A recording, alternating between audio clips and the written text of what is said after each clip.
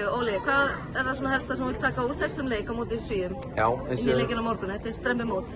Þetta strembimót og mikið álag. Við erum með fáa leikmenn og þannig að en við erum að keyra á þessum öllum 10 leikmennum og mér fannst þið taka úr þessum leik ég ætla allavega að taka það góða úr þessum leik. Mér fannst við gera rosalega vel í seinni hálfleik. Við komum sterkar tilbaka og fórum að gera hlutina eins og við viljum gera þá.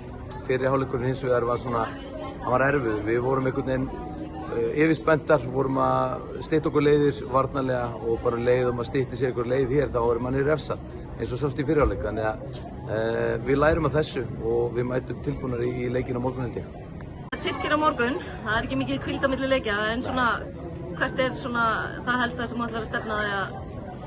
Já, bara eins og ég segi, ef við lögum varnarleikinn og komum með hann í byrjunleiks, þá held ég að við getum alveg keppt við Tyrkina. Við vorum að horfa á þær hérna áðan og það eru rosalega góðar og rosalega aggressívar og mjög fysikal spilarar en það eru við líka og ef við spilum okkar bolta og náum að stjórna svolítið hraðanum í þeim leik, þá held ég að við eigum alveg að geta gefið þeim leik. Takk.